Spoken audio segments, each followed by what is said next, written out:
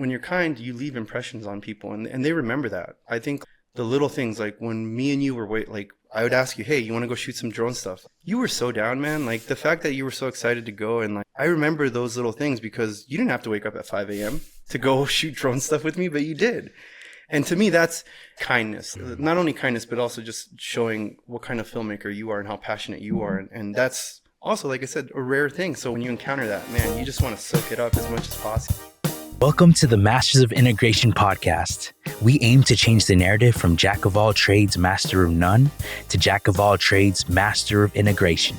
Join us as we talk to people who have discovered how to combine one thing with another so that they become whole. We will hear how their journeys have shaped who they have become and their unique successes. Our hope is that their stories will inspire you to find your purpose, discover who you are, and integrate your diverse passions and skills into your life. To being whole. Let's go. So we're in Las Vegas, right? Yep. And just got done wrapping interviews out here for the project with Valerie. So shout out to Valerie. Yeah, we were doing a COVID-themed project, and we got so lucky to have you back again with your crew. You guys are amazing. So thank you again for coming. These guys drove all the way out from Phoenix, all the way out here to Vegas just to be with us. And that just kind of shows what kind of people you guys are, man, honestly. No, I appreciate it, man. Like I said, man, any opportunity to work with you and Valerie, man, it's an honor. And yeah, dude, today was sick. It was awesome. It was cool to watch you do the hero shots. And they were sloppy. They were sloppy, to be honest with you. I don't have the right stuff to do it. For sure. But hey, it still look fresh, bro. It still look good. I look back at the clips, and like, even though I was wobbly in the moment, because it's shooting at 120 frames per second, there's a good 30 seconds of goodness. You know, when we shot it, it felt like 5 seconds. Yeah. Or like less, like 3 seconds, but it's like a good chunk of time. The pull in too. It looks so good, man. Yeah. I loved it. Thanks, man. Yeah. Thanks. I hope there's something there. Yeah, man. But that's all you need, man. That's what we need more of in this business, is just good attitudes. For the most part, we're getting to live a dream. Bro. So I'm with you. Why not be thankful and happy? That's why I really enjoyed working with you, and when we first met. Man, that trip that we had at the Hopi Reservation was like so special because it was just like being in a new environment, being in a new location with new people, and people that like you get along with, and like not only get along with, but are also genuinely excited to be around you. Like you, Kent, and Ethan were so much fun to be around, just because that energy is infectious. You know what I mean? Like when you're around people like that like just love genuinely doing what creative stuff, whether it's, you know, flying drones or being behind the camera. It's like whenever you meet people like that, it's really special because it's already hard enough to be on set for 12 hours a day. And then on top of that, you have to like live essentially with the crew. So you're eating meals, you're traveling together. So when you finally meet people like that, it's rare because a lot of the time, and to nobody's fault, but you do end up getting worn down from this kind of work. But it's always refreshing meeting new people and people that are like-minded and just excited to go and just play. Because this is what we're essentially doing. We're getting paid to play, essentially. We're not really doing heart surgery. You know what I mean? We're not in the ER. Like, we're doing something creative that should be fun. That's the whole reason why we got into this. And like I said, when you meet people like that, it's just so much fun. And it's just like different too, because a lot of the time, the people that I've been around, I've been doing this for a little bit now, like over a decade. And a lot of people get a little bit jaded after a while. It's hard work. It's hard work. You're away for hours. You're away from your family, your friends. You don't really have life when you're working 12 hours a day. That doesn't include travel, right? But and you know better than anybody, because you guys travel everywhere, that your days aren't always just a regular 12. It ends up adding up on both ends. So, but yeah, man, just like meeting you guys out there was like one of the best things that happened to me this year. Because like obviously we're still here, we're still friends, we're still like hanging out. So just very thankful. Just very thankful for the opportunity to be with you guys. Man, dude, I'm honored, man. It's likewise. We feel the same way. That's why when Valerie did post about it, like on the ADOC thing, I was like, what? Vegas? And I looked it up. I was like, literally, it's closer than Low Nation. Yeah. So I was like, yo, we'll totally come out if they'll have us. You know what I mean? So, oh, my God. I was so happy when our director told us that you were going to be with us, because I still remember the impression y'all left on us when we were on the reservation. I mean, we were working in some really nasty weather, if you remember. And like... It was pretty hot from what I remember, but the thing that I remember the most out of that shoot is the good attitudes and the positive energy that y'all brought to that shoot, because it could have been miserable. It could have been miserable. It was like close to 100 degrees, dry. And I mean, the sun was unforgiving that day, but y'all were just working with a smile. And I think that says a lot about you guys as a group. So very thankful for everything that you guys have brought to the table. Dang, man. I appreciate it, man. Honored, man. Yeah. Like, I mean, I just want to talk about it here probably mainly because something we've talked about is just like the industry and like how people treat each other and things like that. And the way you took us in was like really humbling. And just to see someone who's been doing it for so long, you're so kind. You were willing to like show me everything and anything I asked questions about. I was like, dude, I don't know what this is. And then you're just like explaining it to me. And I just learned a lot, man. I really appreciate you. Part of it is when you're just honest, and if you don't know something, you should be able to just ask without being afraid of somebody yelling at you for not knowing. And you could either put this in or not, but maybe not. But I'll just tell you. Word. You could put in. Yeah. This is like strangely one of the only industries that kind of tends to reward bad behavior. Especially we see it with all the time with like the media and everything. Like the more outrageous you are, the more attention you get for some reason. And it's not always good attention, obviously, but I've just learned from watching a lot of DPs come and go through my years. I've learned how to treat people, because I've been in situations where like I've just been on set as a new guy, just trying to help, just trying to lift a sandbag, and somebody will literally just yell at you. And I understand there's like unions in place. I totally get all of that. But there's no reason for that kind of behavior. You know what I mean? Like, we're all creating something together. So therefore, we should be working together. It shouldn't be like you putting somebody down. Like, that's not what it's about. Like, we're all creating an imaginary world. And not always, but sometimes we're doing serious work, like documentary stuff where we have to be serious and we have to like... But either way, like, I think the way you treat people, and I've learned that through documentary too, it's so important to just be kind. It's so important. And it's little things, man. Like, a little act of kindness can go such a long way with people. And there's no reason to be mean. There's just no reason. There's already too many mean people in this world. We don't need to deal with it anymore. Like, it's just, let's just work together. Let's just have fun. That's always been my philosophy. And like, at the end of the day, like, obviously we're on tough schedules. We have tough turnarounds. We have deliveries to make. We have really strict guidelines a lot of the time. But you're still being allowed to be creative, and you're still being allowed to live out this dream. Like, we have a lot to be thankful for, I think, and people tend to forget that. Yeah. No, seriously, man. But man, I hope I'm not rambling too much. But no, like, my point is, when you're kind, you leave impressions on people, and they remember that. I think the little things, like when me and you were like, I would ask you, hey, you want to go shoot some drone stuff? You were so down, man. Like, the fact that you were so excited to go, and like, I remember those little things, because you didn't have to wake up at 5 a.m. to go shoot drone stuff with me, but you did. And to me, that's kindness. Not only kindness, but also just showing what kind of filmmaker you are and how passionate you are. And that's also, like I said, a rare thing. So when you encounter that, man, you just want to soak it up as much as possible.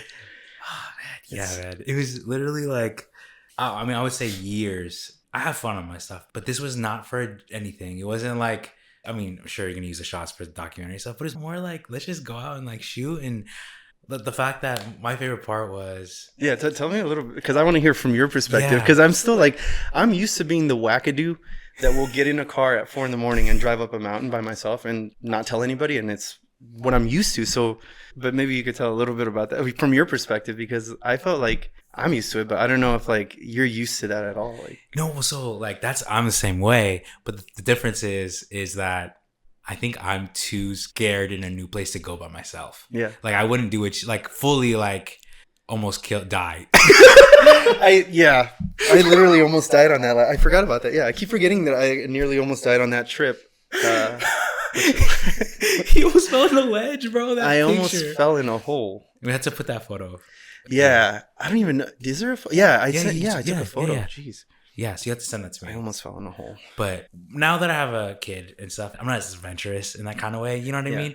But that is a part of me that's in there, that if I had someone, it doesn't matter. You know what I mean? Like, I would totally just do anything. So what I respect about you is that you totally just do it. You totally just go and you still do it. And that to me is something that I do wish I could be like and aspire to be, you know? Yeah. So it was really like fun that we did sunset and then you're like, hey, we're gonna wake up in the morning. I was like, what?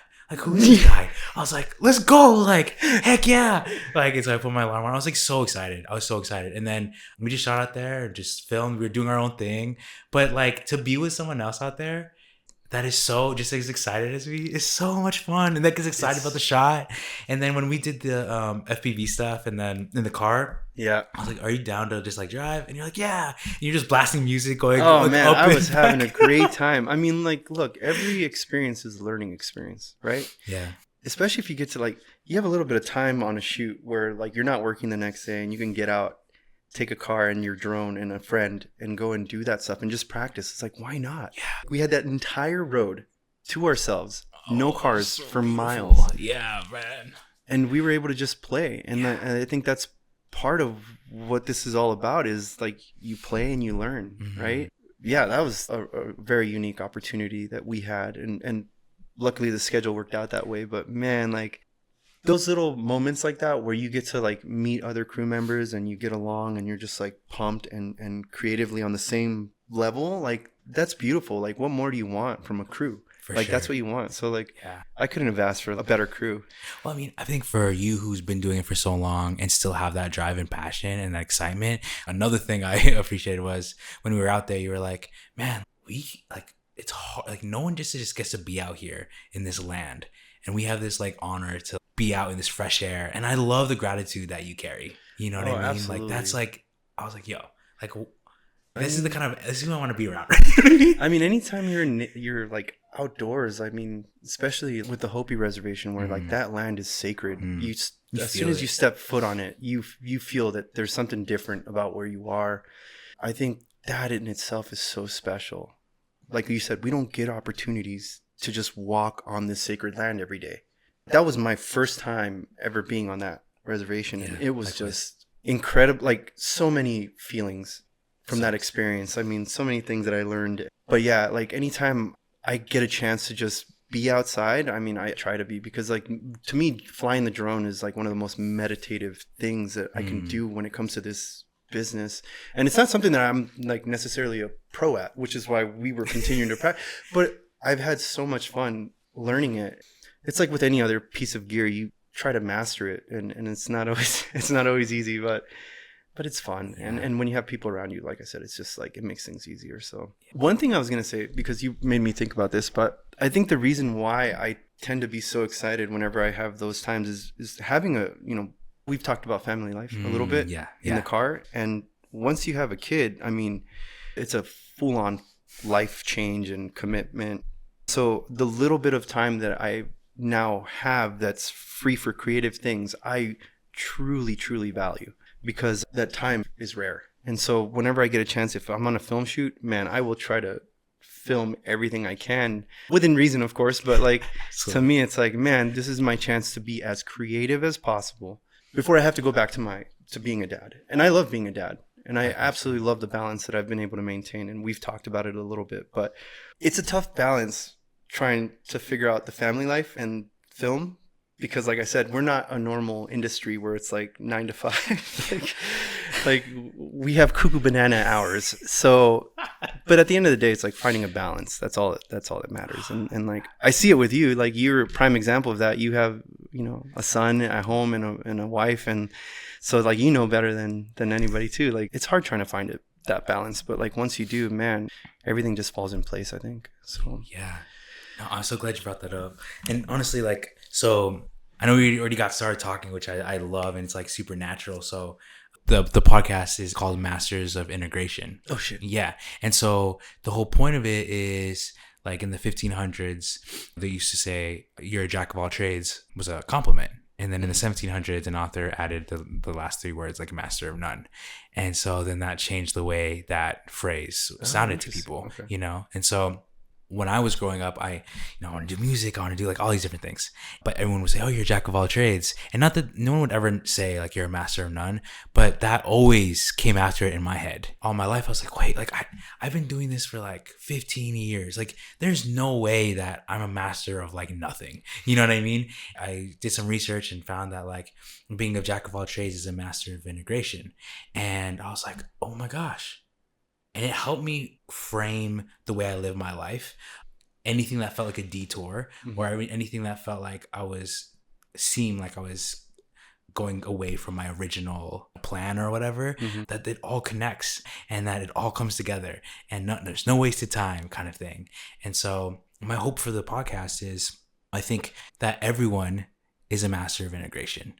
But I think people are more intentional about it with specific things, But I want to encourage other people who feel like, I don't specialize in this and whatnot. It's like, well, what are the things that you are doing to bring it all together? Like you said, so you did filmmaking, right? You're a filmmaker, you're a DP, but you're also a dad, you're also a husband, but then also like you also do have your own business in a way that you're having to figure out, like, and then you do all types of things, right? I mean, you're doing documentaries, you're doing commercial work. I mean, it's not like necessarily just one lane, right? Yeah. I had to do all sorts of stuff. And I mean, I think that's the benefit of being like, I tend to just call myself a filmmaker, even though I specialize in cinematography. At this point, after all the years that I've been doing this, like, I've kind of learned a little bit of every craft. So I think there's nothing wrong with that too. It's like, you don't necessarily have to just focus on one avenue. The more you know, the better, well-rounded of a filmmaker you're going to be. So knowing how to wrap a cable is important. Knowing how to like place a sandbag or place a C-stand, all these little things will only make you a better filmmaker. And I think there's people like, even directors should know this stuff. Like, even directors should know, because at the end of the day, you build respect for what that crew does and what they stand for. And like, you start to realize, man, that's not easy work. And it's not just mindless putting up of stuff. There's a lot of thought and a lot of effort that goes into every decision that's made. So yeah, I mean, I'll give you a prime example, like Stanley Kubrick, right? Like, he knew his lenses better than the DPs did. So he knew how to frame stuff. He was never going to have the DP tell him how to do things, right? But that's an extreme case of it. I'm not saying every director needs to know their lenses like that, but sometimes you got to leave certain things to other people that do specialize. Well, obviously, yeah, that specialize in it. But a lot of the time, I think when you're a filmmaker, it's best to be well-rounded and to kind of have all these tools in your back pocket. Because, for example, me, like, I don't advertise myself as a drone operator. But I bring that with me to things like smaller, like documentaries, because I know there's not a budget, but I know that can instantly raise the production value of the project. And it does. And I mean, it can only make you look good once you obviously know how to operate it. But like, sure. But it's only another tool in your pocket. So it's like, for me, it's like, I don't just stick to just camera and just framing or just lighting. Like, I try to at least understand a little bit of everything. Yeah. Even if it's not in my realm, like sound, like I'm curious about it. Like, I don't know everything about it. I know how to set up my own lavs because I've been doing documentary forever. But if you told me to like sit behind, like Pro Tracks or whatever, but that's when you leave it to an expert. But yeah, it's still a learning opportunity. You know what I mean? There's still so much to learn in filmmaking, especially because it's an industry that's really taken off with technology. So there's always something new. There's always something to learn. There's never like a dull moment, I think, in this business. Yeah. So that's one of the reasons I love that you said that. And that's one of the reasons why I'm glad you're down to be part of the podcast, because even in the filmmaking space, as you mentioned, there's so much that goes into it.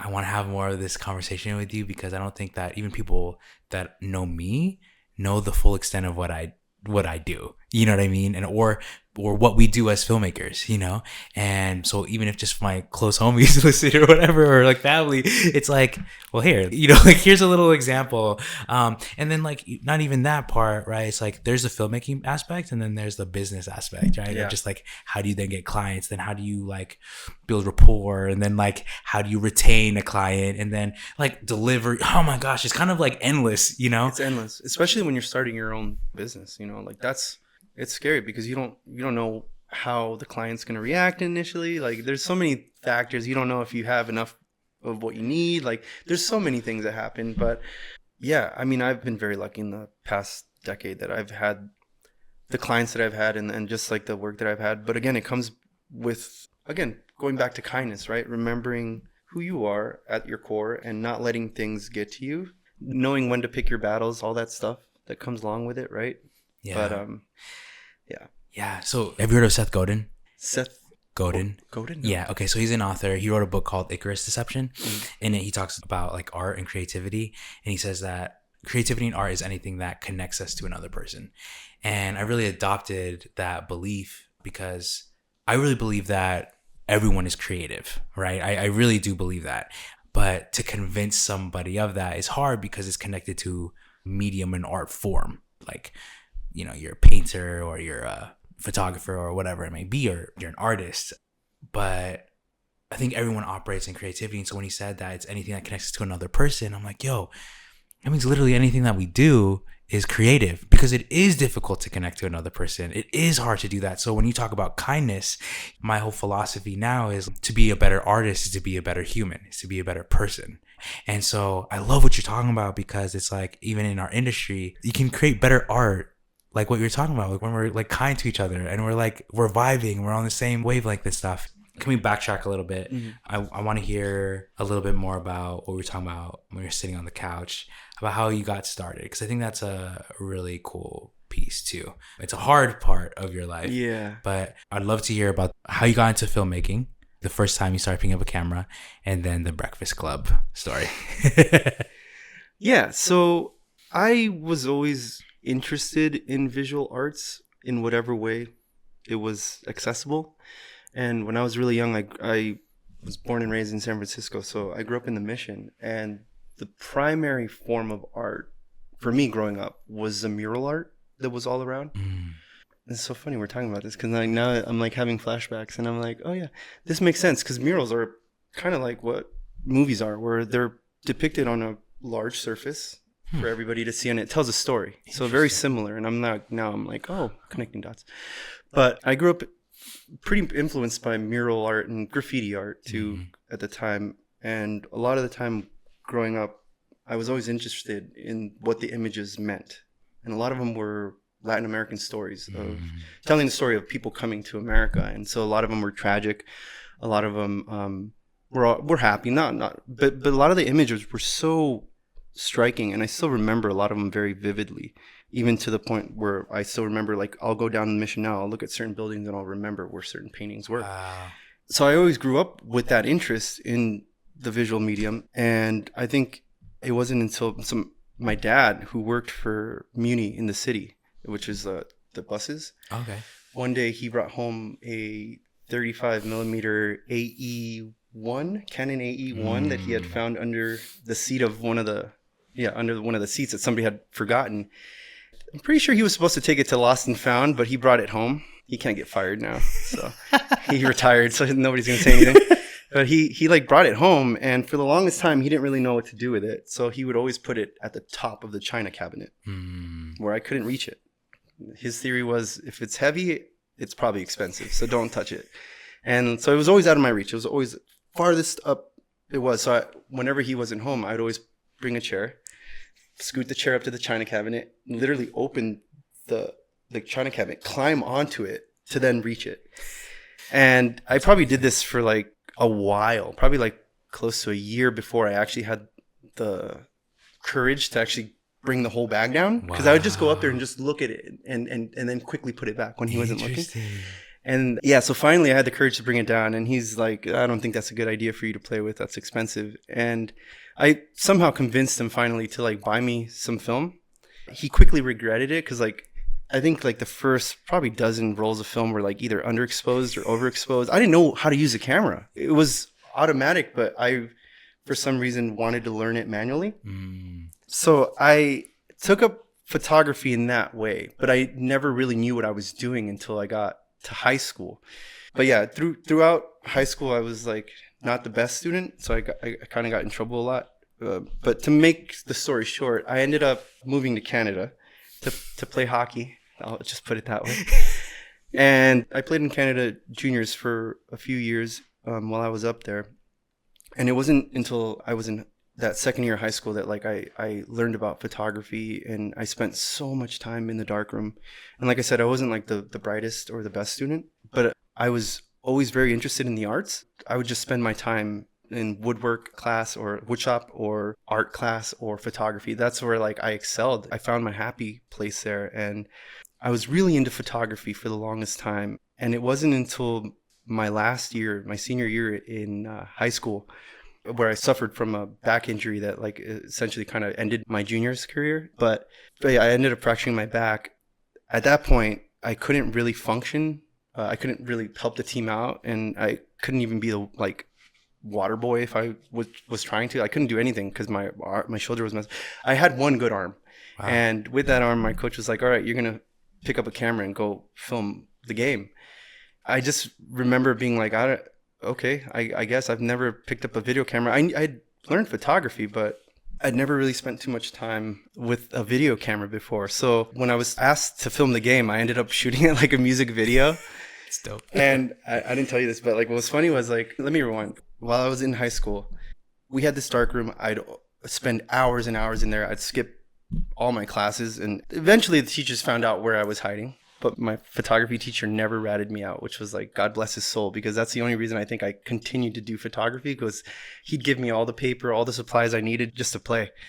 And I loved being in there. But there was one day where like my English teacher finally brought me in and was like, hey, you're like failing this class and we need to figure out a way for you to succeed. And I know that you're focused on hockey, but there's more to life. That's eventually going to end. And I'm like, no, it's not. Whatever. So this is prior to you getting injured. This is prior to me getting injured. Got it. So this was my first year in high school. I show up to Canada. I just gone through a very rough first year of American high school.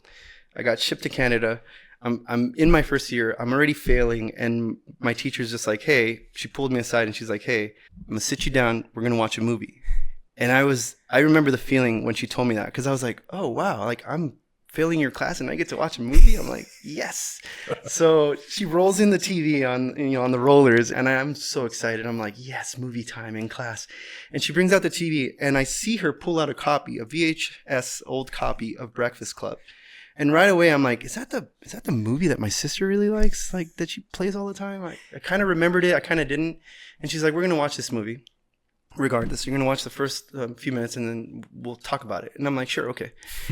And so she puts in the tape and she starts playing it. And the opening of Breakfast Club is all pieces that make up the characters in the movie. So, for example, Emilio's character as a jock, you'll see his like I think it's Leatherman jacket, a football, maybe a trophy. I don't remember all the things now, but I remember it was pieces of that character. So they were trying to say something within these frames that were just kind of sweeping over what looked like just essentially B-roll. Mm-hmm. But even that gave it so much importance, the fact that it was just B-roll, but it was already saying so much about the character. At first, I didn't catch that. At first, I was just looking at the title, at the credits, because it was just literally credits over the B-roll. And we had just finished the credits, and she hits the pause button and she goes, okay, so what'd you learn? And I was like, what are you talking about? What did I learn? You didn't even let us get through the credits. You barely let us get through the credits. What are you talking about? And she goes, watch it again, you dummy. And she literally like hits rewind and like presses play again and starts playing it for me. And suddenly she's like, you don't see what they're trying to tell you with these frames? And I started piecing it together in my head, and that's when that light bulb switched. And I realized that how the power that image making, and I had already kind of known this with like mural art, that images could tell stories, but I never really saw that for some reason with the visual medium of filmmaking. Like I'd never thought about it in that way. I'd always just been used to the one frame in photography, where it's hard, right, to tell that story within one frame, but it's also hard to tell it with a moving frame. So absolutely, I was lucky enough to have the photography background, so it was kind of like an easy transition. But the way of thinking was definitely a change for me, because now you're dealing with multiple frames and moving objects and sets and moving pieces and all these things. So it's very different, but I'm glad that I had that kind of there, because yeah, once that light bulb turned on, it made things easier in a way. So this happened with your English teacher? Yeah, this happened with, so my teacher was like, do you not see like what's happening? And I was like, oh my gosh, yeah, they're totally talking about the characters right now. And I'm like, okay, so let's watch the rest of the movie. And she's like, no, that's just what I wanted to teach. I just wanted to put this one thing in your head. And it really changed everything for me. And I still remember that I was especially once I understood the power of those shots, because they're all close-ups, and you actually understand the power of the close-up too, which is a thing that we could talk about later. But Yeah. it changed a lot in my form of thinking, to the point where, like, I still remember, like, when I injured my back in that last year of my hockey career, when I injured my back, I couldn't do anything, so I had to pick up a camera. And when I started filming, I had these ideas in my head. I had these thoughts of how to piece something together to start trying to tell a story. So generally, when you film a game, it's just a wide shot. You're just trying to get a wide shot of the whole game so you could see what people are doing. But I ended up shooting it like a music video. So I didn't know what I was doing. I was like 17 or 18 at the time. I like went into the locker room. I was getting shots of like people tying up their skates, taping up their sticks, you know, like just getting ready for the game. And like, and I still remember I cut all these things together. I even cut my buddies in fights in the game. So, and then I cut it with music and everything. And I didn't know that the coach just wanted a wide shot. So the day we were supposed to go over tape, he's like, okay, so you ready to show the tape? And I'm like, yeah, I got it. And I had put in like a week's worth of work in my classroom, just editing on the one computer that we had. And I edited this whole thing to be like a music video. I even put like Rocky music over it or some shit. And I remember playing it. And instead of being the hour-long game that it was like a 10-minute sizzle reel. That's maybe dope. Less than that. It might have been like a 5-minute sizzle reel. But I remember playing it. It ends. The room is silent. Everybody's just quiet. The coach is quiet, which kind of like right away is not a good sign. And the first thing he says to me is, "What the fuck were you doing?" Right away, like my stomach sunk, because I was like, he did not like this at all. And he didn't. He was like, this is not what I asked you to do. Like, you were supposed to get a wide shot. You couldn't even do that. And he was pissed. And I remember being like, oh, man, like, I am never going to come back from this. He stormed out of the room, slammed the door, said, this was a waste of time. Figure it out, or we're going to get somebody else to do it. And he basically was like, a tripod could have done your job better. And so I was super embarrassed. He storms out of the room. The room is silent. And I just look back, and everybody's like super quiet until one of my teammates comes over and goes, can I get a copy of that? And then everybody else is like, dude, can I get a copy of that? Wow. There's like highlight reels of people like fighting and scoring and shooting. But I was like all over the place. And but yeah, I just remember then the feeling came back of like, oh, that person hated it, but the other 25 people in the room loved it. Wow. And I'm like, this is just, I mean, a metaphor for life, kind of, right? But I got chills. But it meant a lot to me that like all my teammates were like, even though they knew that he hated it, they were like, oh, this is actually kind of sick. I want to show this to my family. And then that's when I kind of realized the power that it had. The fact that like even my own teammates were like, yo, dude, like that was sick, dude. Wow. Get me next time, you know? Like everybody was like, shoot me next time. Like everybody wanted to be filmed at that point. And it just made me feel like I had done something good. Even though it wasn't the assignment. Yeah. It was something that I saw that it made people feel good. Wow. Yeah. That's such an epic moment, man. Yeah, that's kind of where that whole thing switched for me at that point. And then that's when I was like, okay, maybe this is a real thing I can do in life. I don't know, maybe I should give it a try. Dang. But even that transition wasn't easy. Dang, man. Oh my gosh. I don't know. I kind of want to like sit in that for a little bit, because I mean, I like that you say it's like a metaphor for life, but I think it's like for someone who's, you're like 17 years old, like your dream of being like in the NHL is like shattered. Yeah. Because you got injured, and then you've been struggling with school, but you've been finding your solace in like the dark room, and then your English teacher is like, yo, check this out, let me just show you something, 5 minutes, and then just shifts, and then you do this thing without any like, it's not like any formal training. It was like intuition almost. Like you saw a format, and then you're like, all right, I'm just gonna do something. I'm sure you saw a lot of other things, like watching when you were influenced in some type of way, but still, he's just like your intuition. And then to have what was once like an approval that you want from your coach to be a part of the team, and and all this stuff, is actually the person who didn't like it. But then it's like crazy, like this upside down kind of world of like, but then everyone else, like 25 everybody people, else was like super excited to so, see themselves. Yeah. Like, it was very strange and surreal. And like, I want to go back to what you were saying about kindness. That was an act of kindness that I did not expect, that completely changed my life. That teacher, I'll say her, Miss Beaton. Yeah. that teacher that I had in high school, that's a prime example of kindness. I had a lot of teachers. I think that's why I ended up getting into so much trouble, is I had never had a teacher that really cared. And that one teacher taking that little 5 to 10 minutes before class started to show me that, I mean, that changed my life. And I went back to her, I want to say 6 years ago, second to last time that I was in Canada. I went back to her and I told her that if it wasn't for that moment, I probably would have never been a filmmaker. So act of kindness, man, like little things like that, especially with teachers. That's why I try to, whenever I can on set, I try to be a good teacher, because I see how that can resonate with somebody. If you're just kind and you are willing to just show it, you know, there's no reason, again, like I said, to be mean about it. We're all learning. We all learn at our own pace. Yeah. And we have to remember that not everybody's going to be on my level or on your level. And that's the thing. It's like, you also don't know what people are going through in life. Yeah. So why not be kind? Kindness doesn't take any effort. Like, you know what takes effort? Being mad. Being angry, being bitter takes way more effort. Takes way more effort, man. Why not just be kind, man? Like, we're all here just trying to survive, just doing the same thing. Yeah. Just trying to have fun. Yeah. So. Dang, man. What did she say to you when you told her that? She was really happy, especially because she didn't really know American colleges, but when I told her that I got into UCLA, she was like, "Oh, I know that school." I'm like, "Oh yeah." I told her, I'm like, if it wasn't for you, I would never be here. I would never be standing here. So that's an example of kindness. Is literally a teacher, just trying to teach you a different way of thinking that you may not be used to. And sometimes that hurts. Sometimes getting rid of old habits and old ways of thinking can be tough, but it's worth it. It's worth being humble and trying to learn something from somebody, even if it's not film related, even if it's just about life. There's always something to learn from somebody. Not everybody know, like, there's not a person that knows everything. Like, there's just like, no, there's always something to learn in this business. Yeah, that's crazy. Yeah. Who was the teacher that you were talking about?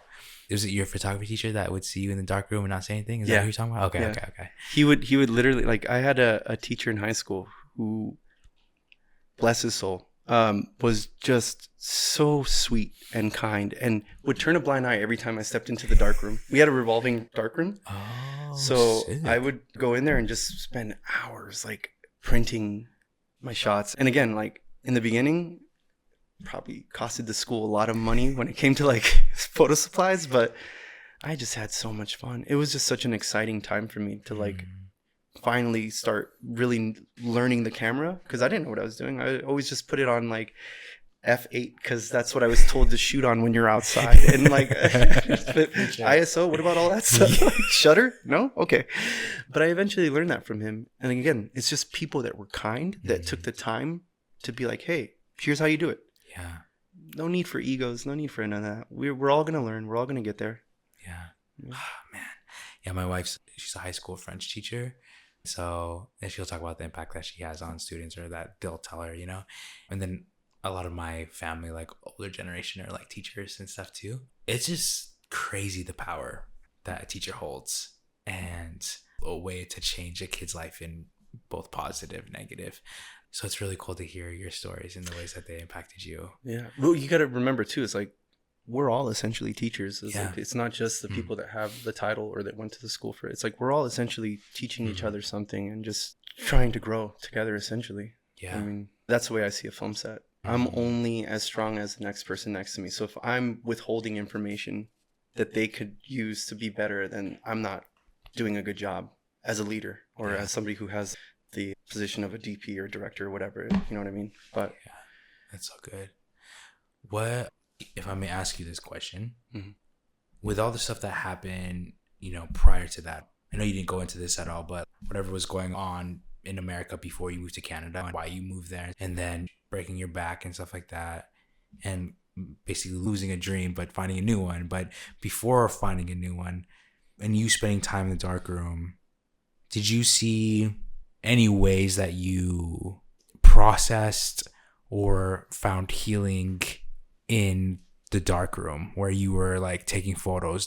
Were you finding yourself in filming and processing and stuff like that? Did you? I think that, I think a lot of the time the reason why I dove into it so hard was because I was injured, and I was trying not to think about what that meant, because when you get to that, I think when you start playing juniors, you, even before that, you kind of quickly learn that it's sports are a business, just like anything else, right?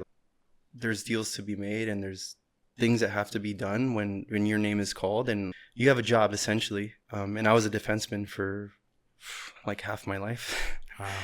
And I was decent at the role, but yeah, it that once you get injured, the phone calls from colleges or other scouts just kind of just end.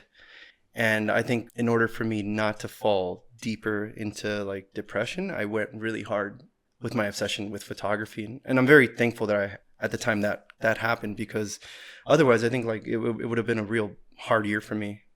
I was like 17, 18 at the time, like dealing with this like career ending injury. It's like I needed to distract myself, and the only happy place that I had was the darkroom. At least I felt like I could hide and be safe there, But yeah. Crazy. So there's two things I want to talk about before we end, but which is like family dynamics and how you find balance and stuff. But before we get to that, I'm just curious, how'd you end up going to UCLA? I mean, so right, you're like talking about you showing with English. I don't know, you were telling me about your GPA and stuff like that. Oh, I had a horrible GPA. So after I got injured, I went back home. I didn't have a choice. Like, I didn't have anything lined up. Like I said, colleges and other scouts for potential junior teams just stopped calling. That was the end of that. So I found myself in a pretty tough situation at that point. I was like terrified. I was like, oh, this is it. This is literally it. Like, I'm not going to play hockey again. So I kind of ended up having to come back home because I didn't have anything lined up after I got injured. And I went to community college, out of all places. My dad wanted me to go to architecture school. I had a cousin that was going to UC Berkeley for architecture. So my dad was like, you're going to go with him. But before that, you got to work on your GPA because you showed that you didn't do anything in high school. And so like, I'm like, okay, I'll try it out, because he was like, you want a roof over your head? I'm like, come on, you gotta earn it. So I tried to go initially to community college to do all my prerequisites. And then I found myself quickly realizing that I hated architecture. I mean, I just could not sit in a room and draft for like 6 to 8 hours. I couldn't do it. And also my brain just did not work like that at all. So like half the time I was just like somewhere else in class. And after the first semester, I was like, I'm dropping out. And I had just gotten like a pamphlet of classes that were coming in from City College, because my parents lived in San Francisco. So I opened it and I saw they had a film course. And I was like, this could be kind of fun. Maybe I'll still continue to do my general prerequisites, but maybe do one fun class just for fun. And I know a little bit about filmmaking. So I was like, let's try it. I had probably the best educational experience was in community college at San Francisco, City College of San Francisco. And when I was getting ready to transfer, up until that point, I had still not told my dad that I had dropped out of architecture school. So he thought I was still going to class until he got the bill from City College of San Francisco in the mail. And then he opened it and he's like, what film? Because it said what classes I had paid for. And it was like 5 out of the 6 of them were like film classes or some shit. They had a lot of film classes at City College. So I tried to take as many as possible. And so when he found out, he was like, oh my God, no, you are not. You're going to end up shooting porn. You're not doing this. It was like, okay, I guess I can't do this either. But something in me just wouldn't let it go. I applied for UCLA just because I was like, I got one shot. I finally got my grades up to like a 3.2 or something. Finally got them up. I was like, I got to just go for it. First time I applied for UCLA, I quit halfway through the application because you have to do one for the school and then one specifically for the film program. I was so nervous. I had literally gone to a counselor when I was at City College, and I had talked to this counselor who was like, looked at my GPA. It wasn't bad. Like 3.2 is not bad. Yeah. But she was like, there's no way. There's absolutely no way you're going to get in. She's like, they accept less than like 1% or whatever the numbers were at the time. It was like really small. And especially for a Latin American in the program, it was like 1.0 something of a possibility of me getting in. And so like I really just gave up halfway through the application. I didn't submit to the film department. That was my first time. Second time, I finally submitted to the film program. I got an interview. I shit the bed in the interview because I was so nervous. And I remember like when they like at the end, they were like, do you have anything else you want to say? And I was just so scared. And I'm like, nope, I'm good. Thanks. And I realized that I just kind of rushed through the interview. So of course I didn't get in. Yeah. Then I finally, my third time, got in. And when I got in, it was a very special moment for me, especially because like I wasn't sure how my family was going to react to me getting into film school, because I already knew they kind of didn't want me to do it. And they were already like, you better switch it up. There's no way you're going to do this for a living. That's not a real career. I remember when I finally told my dad that I got into UCLA, I gave him a UCLA hat in a box at dinner. I took him to a public place because I'm like, at least here he can't whoop my ass. You know what I mean? Like, so I put a hat in this box at dinner. We were like at Rainforest Cafe in San Francisco. Nice. I was trying to find the most public place where he couldn't choke me from across the table. With kids around. Yeah, with kids around. And I give him this box with this hat, and he slides it over and he goes, what's this? He's like, he's not used to getting presents, you know? He's like, what's this? He opens it up and he looks at the hat and he goes, what's UCLA? I'm like, wait, what? Are you serious? And it took him like a whole like 30 seconds to be like, oh, UCLA. He goes, UCLA? He's like, you got into UCLA? And I'm gonna go, yeah, I got in for filmmaking. And that was the first time he ever took it serious. That was like the first time he ever was like, oh, okay, so this is a real thing. Like, wow. But before that, to him, it was not a real career. Wow. Huh. But man, yeah, it was a long journey. I literally lied to him when I went for my interviews because I didn't want him to know that I had to drive down to LA. I ended up telling him that I was going to go camping because I didn't want him to know what I was really doing. Because I was just fearful. Yeah. I didn't want to disappoint them. Sure, like, of course. You come back from Canada failing your dream.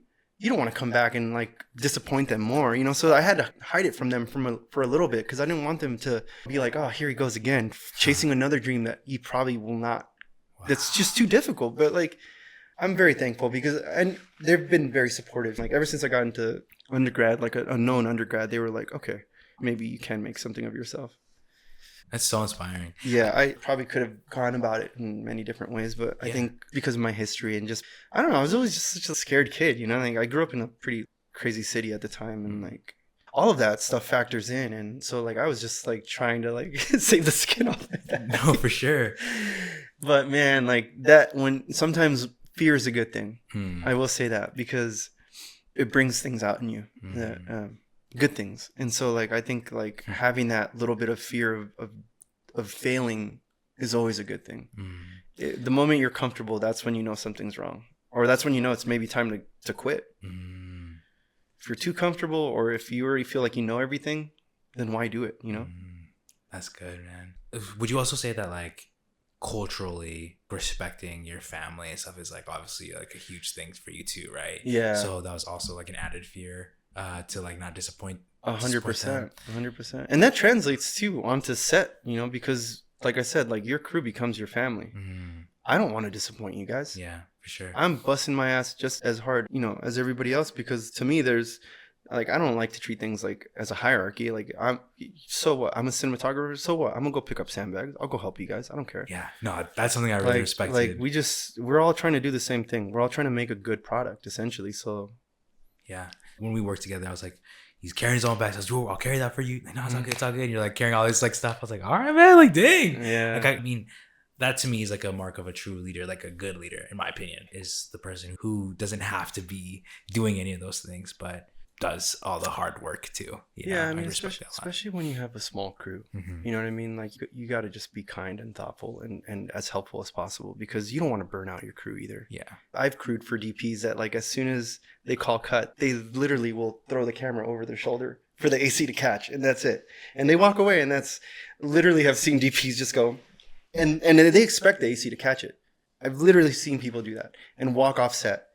I don't ever want to be one of those people. To me, it's like I like to be the last man standing, and my wife will tell you that because I get in trouble a lot because of it. But I enjoy being on set. I enjoy being around the people. So if I didn't, I wouldn't be doing this. Yeah. Well, I mean, it's clear. I mean, now hearing your history and your story, how much, I mean, it feels like it's what you were made to do. Like you really found that. I'm curious, how long did it take you to do the interviews? Like how long was that process? Like you said you did 3 interviews. How long was that process? Was that over a span of like months or years? With UCLA? Oh, that was, so 3 years, yeah, 3 years. because So you're you only allowed to apply it to the school like once once a a year. year. Yeah, so like, Dang. and So it's usually during the summer, right before, obviously, right before all the madness starts. so then what motivated you to keep on going? Like how old were you? Like 20, 19, 20, 21?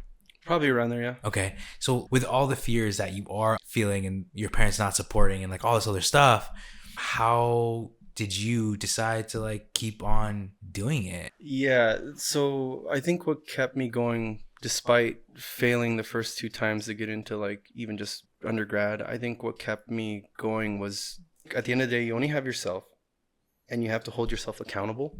And I think a lot of the time, what kept me going was just literally knowing that this is what I wanted to do.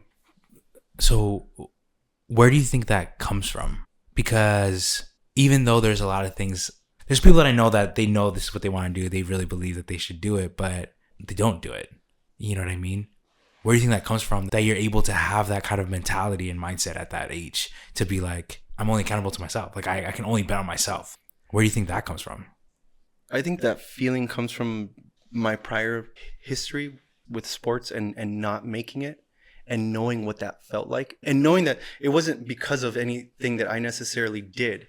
Injuries happen, right? It could happen on set too, and that can also end your career. So you just have to be careful. But I think knowing what that felt like, to have something taken from you in an instant second, literally half of my life, I played this sport. I played that position as a defenseman, and to suddenly have it like gone, I think gives you perspective of how delicate life can be. And so like at that point, I'm like, you really have to seize every moment that you get, because you realize at that point how quickly something could be taken from you. And I think that's what kind of drove me to keep working hard. And also it humbles you, because I was not the nicest person when I played the sport. So I was telling you earlier, it's like karma, right? Things kind of come back to you. And so I very much feel like I kind of deserved what I got. But regardless, I think having that injury, knowing what that's like to have it stripped away, knowing what it's like to have a dream completely just taken out from under you like a carpet, really humbles you and really makes you want to work harder for things that may seem little today, but will be big tomorrow. Will be bigger things tomorrow if they're not taken care of today. So like, I think that's the thing. Like, I always try to approach life and this career with as much gratitude as possible, because I know that this is a dream that I'm getting to live, that I'm getting paid for. And what more can I ask for? You know what I mean? This is also why I'm so kind, is because I was on the other end of that when I was in my past life playing sports. I was the complete opposite of kind. And that's just your job as a defenseman, as an enforcer, whatever. It's the complete opposite. You're supposed to be as mean and as aggressive as you could be. Not who I am anymore. It's completely different now. I've learned after that whole injury, like it taught me so much. And my injury was not even as bad as most people. Like, I've seen a lot of people that have been even paralyzed, you know, like, unfortunately. So I'm very thankful that I'm still able to even walk, and that I'm able to, because for a minute I was like, oh no, I can't feel my lower half. Like, literally when I fractured my back, I thought that was going to be it. But I was, man, I was just so lucky. And that's why, like, I approach every day like I'm just so blessed and so thankful for the people that I get to work with, because it's surrounding yourself with those people too that keep you going. If I didn't have people like Valerie, or like, you know, you guys that are so excited to be here and so excited to work, it would make this job a lot harder. So I try to keep that in mind, and I always try to like express that we're getting to play, we're getting to imagine, we're getting to, even when we're working in documentary, we're still creating worlds and things that aren't normally there. You know what I mean? Like, I'm just very thankful. Now seeing the way you work and the way you operate and the way you treat us and everyone else around you Makes more sense it now. makes a lot more sense. Yeah. I mean, because I think people who are most like kind and empathetic are usually people who've gone through the most, you know? I can't imagine being 16. I don't even know the other stuff that you talked about, how you got to that point. But then to overcome it and have good people remember those like stories, man, like, and then be where you're at now, and then be able to use those things to like care and help people. Bro, it's just like the way it comes full circle. Listening to your story is so inspiring, man. Thanks, man. Yeah, dude. I mean, honestly, it's like people like you, like, this is, you don't have to be on it, but like having people like you guys around, like, it's nice, man. Like, it's refreshing to have people that are excited. Like, not everybody is, and it's weird to me. I have to like remind people, like, You're not at a cubicle. No, for sure, man. You're like so lucky. I love that. And I love that. I love that you're about play. And that was another thing that really stuck out to me when we were out there. You're just like wanting to have fun and play, and you approach it that way. And honestly, it's a mentality that I want to keep on going. I forget those kind of things, because I'm trying to run a business and trying to be professional, and you know what I mean? You get caught up, and that's another thing. Right, the next thing that you always say is 12 hours days is not the way it should be, kind of thing, going to life, work balance, and family kind of stuff. It's hard for me to take, okay, for example, the other day, I did a free gig for a muralist, actually. They're native, indigenous people. It's dope muralist. And I'm I just and they're doing stuff for the community. And I just want to support, you know what I mean? And I don't typically do things for free right now, because it's if it's not making money, it's really hard to do, you know what I mean? When you're the only one providing for the family. Oh, you yeah. know? Yep. I came home, and my son saw me, and he was so excited. He was running back and forth. He was ah! Screaming, so happy. Oh, he's so cute. And I picked him up, and then he was wanting to play, but I had to go to pick up a rental car to get ready for this and all this stuff, and then do the shoot that night. As soon as I left, he just started weeping and crying, and it broke my heart. And then my wife was really sad because it was an hour and a half drive. Anyways, all this stuff. She's you need to figure out a way where we can come with you if we're gonna do this and make it work, especially if it's free, because we lose out on that, Mm-hmm. And in my head, I have to be professional. Even though it's free, I have to take it seriously. Yeah. You know what I mean? All this kind of thing, because I'm still representing ourselves and things like that. But then I just thought about, it's never gonna be wrong to choose your family. It'll be more wrong not to. I mean, I regret it more. And so I was okay. And so we were an hour and a half late, and we had dinner, and we still ate, and then drove there. I just texted him. I was hey, we're gonna be late. He's okay. And ended up getting there. It always happens, bro. It always happens this way. But this is the first time I tangibly didn't get frustrated. I mean, was frustrated, but not fully, and just let it happen, And Yeah. it was crazy. He was oh yeah, the interview, we ended up not doing that. It's okay, and it's good that you just came now, and all this stuff. And then my kid and my wife had a good time, and they were and we made memories, and then they got to just be there. It was more chill, and it just hit me so hard. And then she was afraid to go to the gas station because it was late, and so I just drove them to the gas station power line, and then she felt safe and then felt good about going home, and she had a really good memory.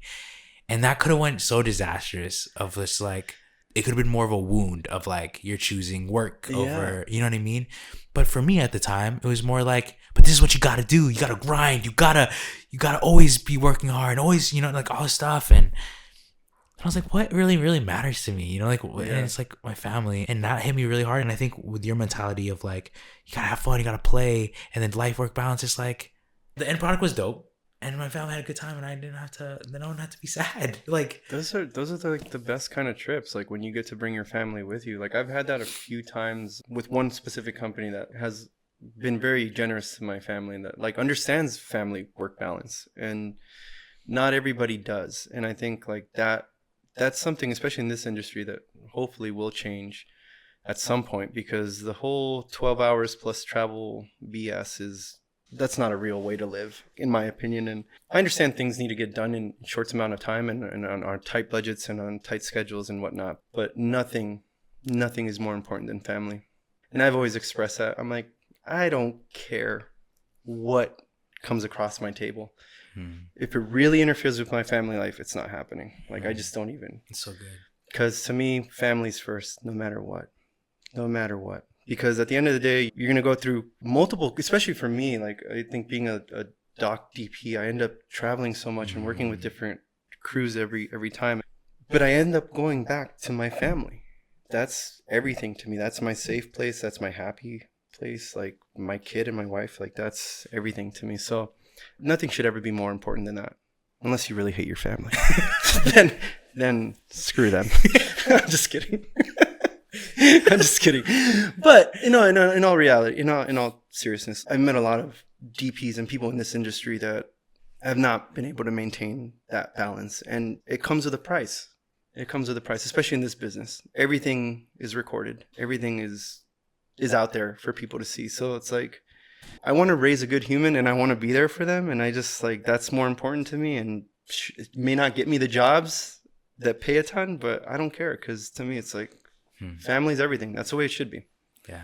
I mean, that was another thing when we were talking where I was like, man, like if there's someone in my life that I could like look up to in the way that you're operating, especially in the same space as I am, like, and I can aspire to, it's like my wife and I talk about this all the time.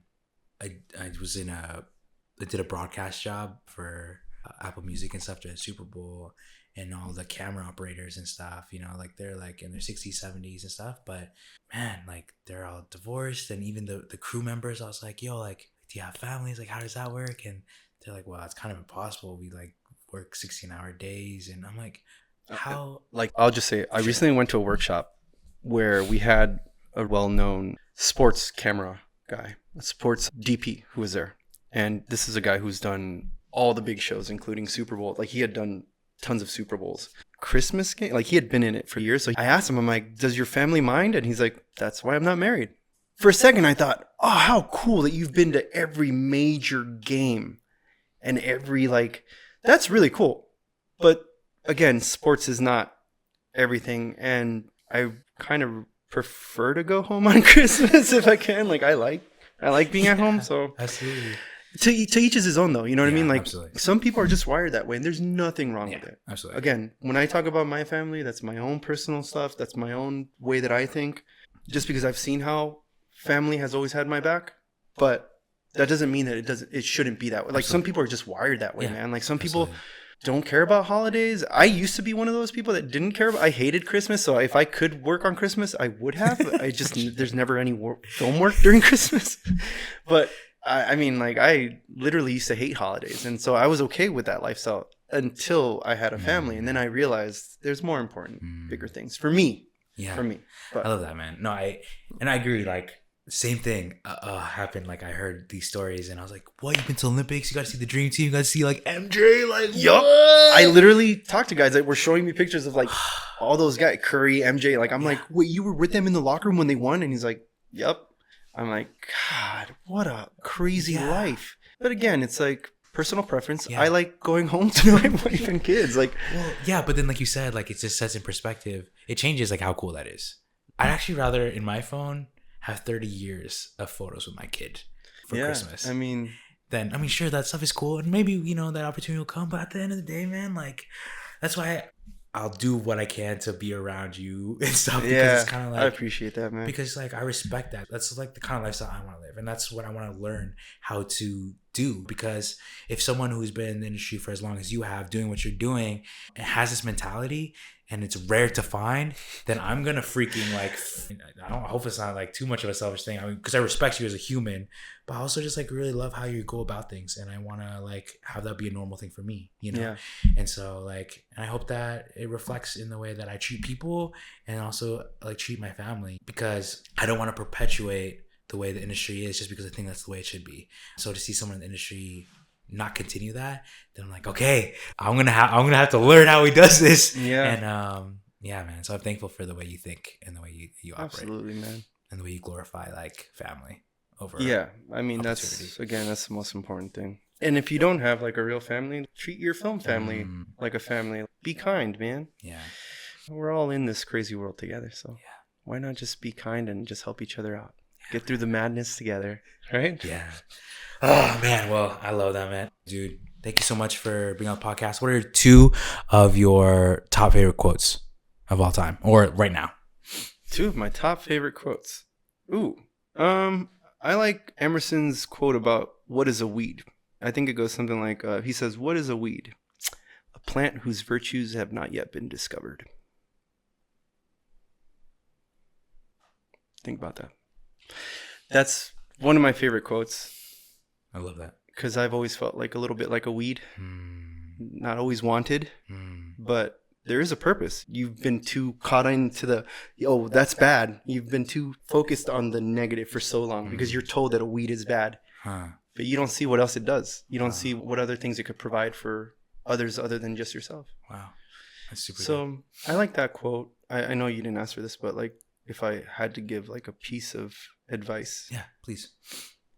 Besides being kind, I think the best advice that I always got was when you're working, just always try to anticipate what will come next, or anticipate like whoever you're working with. If you're working with a DP, The DP is the one that told me, that the DP that I worked with a long time ago. He's like, try to anticipate as much as possible, like so that you can almost like read what the DP is going to ask for before he even opens his mouth. So a lot of the time, like I learned that way. Like I would see a DP start setting up his tripod at this level, right? Like at table level. I would just run to the truck and grab an apple box and put it right under him without him even asking. That's awesome. Things like that, little things like that, not only speed up the day, but tend to stick with the person you're working with, because they see that they don't have to necessarily do a whole lot of talking. So if you're just willing to have open ears, open eyes, you know, shut your mouth for a second, just listen and really take in what's happening. There's a lot that you can learn and take in and also just do if you're just attentive, I think, and just anticipating. Yeah. So good, man. Oh my gosh. Bro, be kind to people. If you got that itch, no matter, like, fear is good, pursue it. And you see from Kevin, man, oh my gosh. And then anticipate, honestly, in anything in life, not even just filmmaking. It's just about life, man. Just like trying to stay one step ahead, you know, as much as possible, because a lot of the time, like, at least for me, like, I always find myself like 10 steps behind. So the moment I can get a little bit ahead, man, like, whether it's on set or whatever, like, it makes a difference. So. Yeah. And it's just like caring for others. It's like really. Yeah, like, that's essentially what it is. It's like you're like me putting an apple box down for somebody is not just for them to sit. It's because I care. Like, I know they're going to be on their feet for 12 hours. Like, let's try to make everybody's life a little bit easier. You know what I mean? Yeah, man. And like, if you can anticipate that in any type of life, in any part of life, it's just like, yeah, man, it's so nice. Like, Paolo, when you anticipate that we need to set this stuff up and you do it, it's changes everything. I appreciate you, bro. Thank you so much. I really appreciate it. Thanks, brother. Yeah, Thanks for having me, man. Awesome. This was awesome. So thanks, I appreciate you guys. Dude, appreciate you, man. So for all y'all listening, thank you so much for watching and sticking with us. I appreciate you.